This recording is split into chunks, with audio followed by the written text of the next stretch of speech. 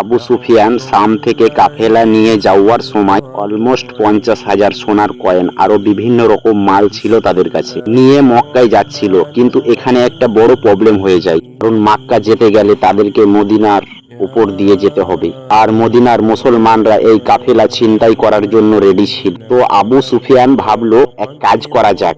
1 minute, মুসলমান কাফেলা ছিনতাই করছিল, তাও আবার রমজান মাসে। আসলে বদরের যুদ্ধর 1 বছর আগে মুসলমানরা মক্কা থেকে হিজরত করে মদিনায় এসেছিল। তখন তারা সঙ্গে কিছুই নিয়ে আসেনি, শুধু যে কাপড়টুকু পরেছিল সেটুকুই। আর মক্কায় কাফেররা তাদের বাড়ি সামানপাতি সব লুট করে নিয়েছিল। আর এটাই সেই কাফেলা যা মুসলমানদের কাছ থেকে মক্কায় লুট করে নেওয়া হয়েছিল।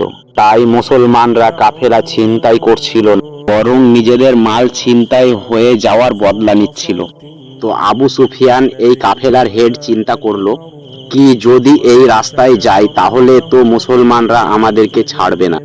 তো একটা চিঠি ফুল স্পিড মক্কায় পাঠালো, লোকেরা ফুল স্পিড এই কাফেলা উদ্ধার করতে আসো। তো সেই কাসিদ মক্কায় গিয়ে উটের কান নাক কেটে নিজের জামা ছিঁড়ে জোরে জোরে চিল্লাতে লাগলো, আমাদেরকে হেল্প করো, উদ্ধার করো। সেই সময় এমার্জেন্সি দেখার তাদের এটা একটা প্রথা ছিল। মুসলমানরা অলরেডি কাফেলা আটকাবার জন্য বেরিয়ে পড়েছিল। আবু জেহেল ওই কাসিদকে জিজ্ঞাসা করলো, তারা কতজন আছে? কাসিদ বলল, হবে 312-13 জন। তখন আবু জেহেল হেসে বলল, আমরা 1000 লোক নিয়ে যাব। তারপর জিজ্ঞাসা করলো, ঘোড়া কয়টি আছে? কাসিদ বলল, হবে অলমোস্ট 3-4টে, আমরা 100 নিয়ে যাব।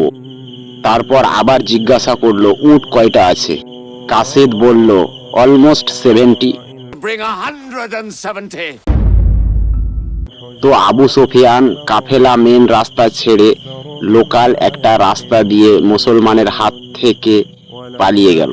তো এখন আর যুদ্ধ করার কোনো দরকার নেই, কারণ কাফেলা তো চলে এসছে।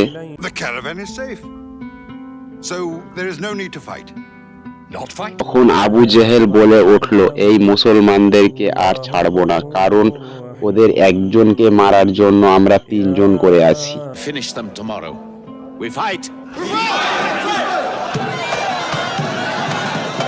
মুহাম্মদ সাল্লাল্লাহু আলাইহি ওয়াসাল্লাম সাহাবীদেরকে বললেন, বদরের প্রথম কুয়ার কাছে ওয়েট করো।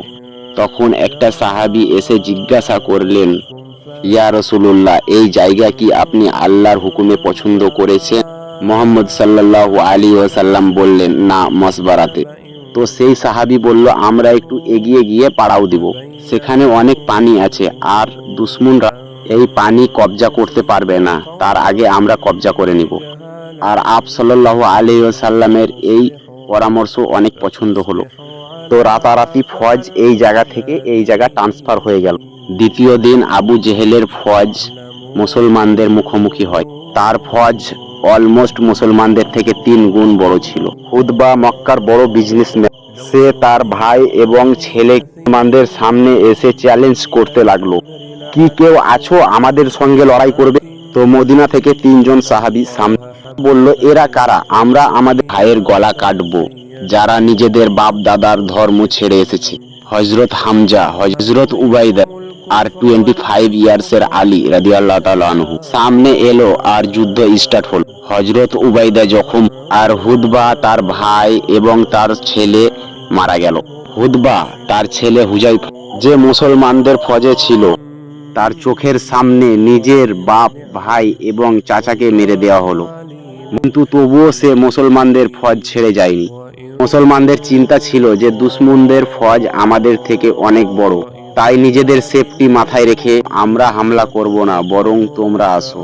সাথে সাথে আবু জেহেল ফুল স্পিড হামলা করে দিল, কি বাস 2 মিনিটের কাজ খতম করব আর চলে যাব। কিন্তু এর উল্টোটা হয়, একজন মুসলমান আস্তে আস্তে 5 জন কাফেরকে মেরে ফেলে। কিন্তু কাফেরের ফৌজ পিছনে পিছিয়ে এসে চিন্তা করে, আরে আমরা তো এদের থেকে 3 গুণ বড়, তবুও এক জায়গা থেকে নড়াতেই পাচ্ছি না। আর মুসলমানেরা ডিসিশন চেঞ্জ করে, পিছনের লোক সামনে আসে আর সামনের লোক পিছনে চলে যায়। আবু জেহেল দ্বিতীয়বার ফুল স্পিড হামলা করার হুকুম করলো, কিন্তু এবারও ঠিক উল্টোটাই হয়। আর কাফেরের দল আস্তে আস্তে পিছু কিন্তু এবার মুসলমানরা ফুল স্পিড হামলা করে দেয়। আর কাফেরের দল যুদ্ধর ময়দান থেকে এদিকে ওদিকে ছুটে পালিয়ে যেতে লাগে এবং আবু জেহেল মারা যায়। মক্কায় জেতার খবর শোনার জন্য সব অপেক্ষা করছিল, কারণ লাস্ট 7 বছর ধরে মক্কায় কুরাইশরা কখনো হারেনি। আর অলমোস্ট 65 বছর আগে আব্রাহার 60,000 ফৌজকে হারিয়েছিল, যার জন্য পুরো আরবে তাদের আলাদা রকম দাবদাবা ছিল। কিন্তু তারা এবার 313 জন মুসলমানদের কাছে হেরে যায়। যুদ্ধ থেকে যারা প্রথমে পালিয়ে এসেছিল, তখন তাদের কথা কেউ বিশ্বাস করতে পারেনি কি এটা হতেই পারে না যে আমরা যুদ্ধ হেরে গেছি। কিন্তু আস্তে আস্তে তারা বুঝতে পারে যুদ্ধ এবং পুরো আরবে তারা সম্মান হারিয়ে ফেলেছে। পুরো আরবে হযরত মুহাম্মদ সাল্লাল্লাহু আলাইহি ওয়াসাল্লামকে কমজোর মনে করত, কারণ তাকে নিজেদের লোক মক্কা থেকে বার করে দিয়েছিল। কিন্তু বদরের যুদ্ধের পর মুহাম্মদ সাল্লাল্লাহু আলাইহি ওয়াসাল্লাম পুরো আরবে ফেমাস হয়ে যান, কারণ তিনি তার থেকে 3 গুণ বড় ফৌজকে হারিয়েছিলেন। তো প্লিজ সাবস্ক্রাইব।